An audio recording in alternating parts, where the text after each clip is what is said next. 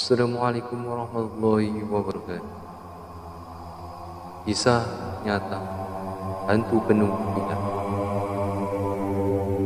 Jessica sahabatku mengajak untuk menginap 3 malam di villa keluarganya di daerah Bandung, Jawa Timur.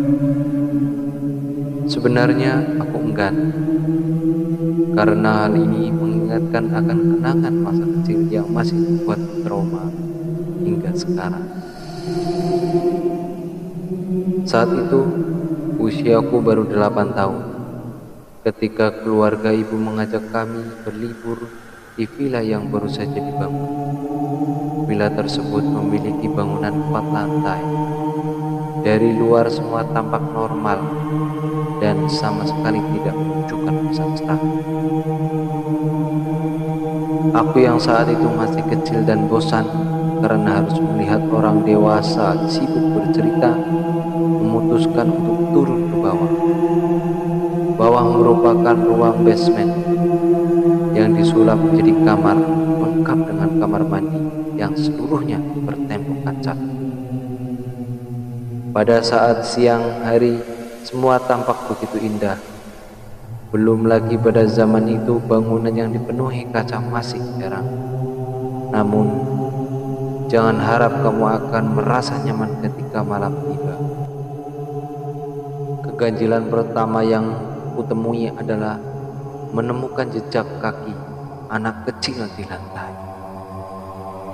Tidak seperti di film yang kotor dan penuh lumpur. Jejak tersebut hanya seperti kaki seorang yang berkeringat. Anehnya, di villa saat itu, anak kecil hanya aku dan keponakan yang masih berusia 8 tahun. Sehingga jejak kaki tersebut bukan milik kami. Dek! Seketika, tiba-tiba seluruh tubuhku berdesir, seperti ada angin yang baru saja melewati tengkuk leher. Aku yang merasa takut berlari ke atas untuk mencari. "Non, kenapa?" tanya ibu penjaga villa. "Anu Bi," kataku terpotong bingung menjelaskan bagaimana. "Lihat anak kecil." "Enggak Bi, anu tadi Ella mau makan enggak?" potong mama memanggilku untuk ke ruang makan. "Iya Ma, sebentar." "Itu Non," dipanggil mamanya, "Bibi pamit dulu ya." Kejadian kemarin seperti angin lalu untuk yang masih kecil.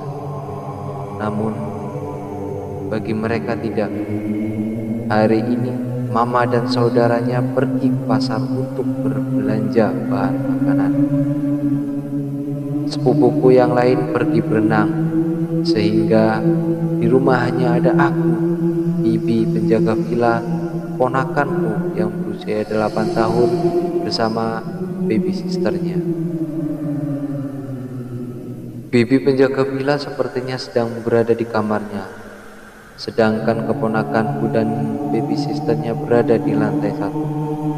Aku pun sendirian di lantai 2, ditemani dengan acara TV di hari ini. Usai bosan menonton, aku memutuskan mematikan TV dan membaca komik yang kubawa dari rumah. Dek! Jantungku seolah berhenti berdetak ketika melihat pantulan dari layar TV yang mana ada seorang anak kecil berdiri di bawah tangga. Perawakannya seperti manusia pada umumnya. Hanya anehnya, dia tidak memakai pakaian. Aku memberanikan diri melihat ke belakang. Namun, anak tersebut sudah tiba. Aku kembali melihat layar TV dan ia masih tetap berdiri di tempat yang sama. Bagaimana ini? Untuk pergi ke tempat baby sister dan keponakanku, aku harus melewati tangga. tapi kakiku sama sekali tidak bisa melangkah karena terlalu takut. Aku memutuskan untuk menyalakan TV agar tidak melihat lagi pantulan tersebut. Namun entah berapa kali menekan tombol on, TV tidak mau menyala dan anak tersebut masih melihat layar. "Ella, kamu di mana?"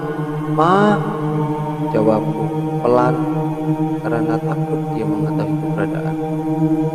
"Ella." Aku menutup mata. "Ma, sini." "Kenapa?" tanya mamaku berlari ke arah. Tadi ada apa?" tanya mama memotong. Aku terdiam. Bayangan anak tersebut sudah hilang dari layar TV, seolah hanya ingin menunjukkan dirinya padaku. Seorang "Enggak apa-apa," jawab. Malamnya aku sudah lupa dengan kejadian tadi. Mungkin karena terlalu asik menikmati acara baby party. Namun ketenangan ini tidak berlangsung lama. Kami yang sedang mengadakan acara di rooftop tiba-tiba dikagetkan dengan teriakan keponakan yang saat itu asik teleponan dengan pacar. "Kaira, kenapa?" Tante Rini turun menghampiri anak itu. Kaira terdiam, kemudian sambil menangis mulai menceritakan kejadian yang dialami. Saat itu dia memang sengaja pergi ke lantai paling bawah agar bisa telepon tanpa mendengar kebisikan. Maklum, tidak hanya mengadakan baby party, kami juga bermain ulang kaki. Semua biasa-biasa saja, sampai sesaat dia mendengar suara langkah kaki mendekat. "Bentar ya Don, ada yang datang." "Siapa?" tanya Doni penasaran. "Aneh, kenapa? Gak ada orang." "Kamu salah dengar mungkin." Saat itu Kaira masih tidak berpikir aneh-aneh dan mengira bahwa mungkin dia salah dengar. Namun tidak lama berselang, itu kejadian aneh kembali terjadi. "Ada siapa Kai di sana?" "Gak ada siapa-siapa." "Kenapa?" tanya Kaira bingung. "Karena sama sekali tidak ada yang turun ke bawah." "Anu," jawab Doni ragu. "Anu kenapa Don?" "Kamu yakin? Soalnya aku dengar ada orang yang lagi ngobrol." Kaira terdiam. Saat ini dia hanya seorang diri, bahkan suara kami di atas tidak terdengar olehnya. Bagaimana Doni yang saat itu sedang teleponan dengan pendengar suaranya? Tak tak tak tak. Suara kaca diketuk membuat Kaira tanpa sadar melihat sumber bunyi tersebut. Namun betapa terkejutnya dia melihat sesosok wanita dengan wajah berdarah-darah sedang menatapnya. "Kaira takut Ma, Kaira mau pulang." "Besok kita pulang ya nak." "Sekarang Ma," rengeknya masih menangis ketakutan. "Papa kamu sudah tidur. Tadi kebanyakan minum sama obat. Kita tidur ramai-ramai di ruang tamu saja ya," bujuk Tante Rini. Setelah kejadian yang dialami Kaira, aku memutuskan untuk cerita ke Mama apa yang kualami selama ini.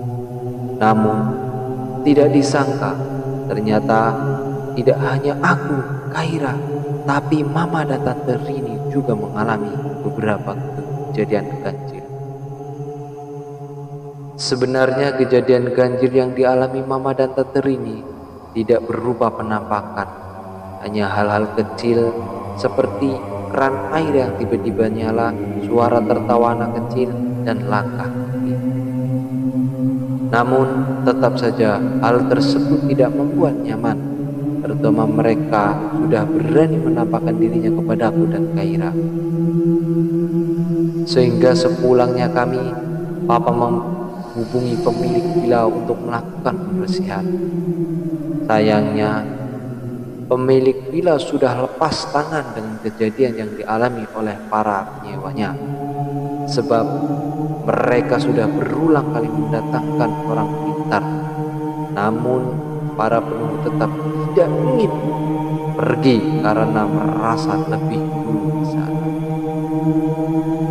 Oke, sekian cerita seramnya. Jangan lupa tidur tetap berdoa, jaga sholat, jangan lupa untuk tetap menjaga kesucian ketika akan tidur. Oke, kisah ini diambil dari Kumparan Pondok Misteri. Sekian dan terima kasih. Wassalamualaikum warahmatullahi wabarakatuh.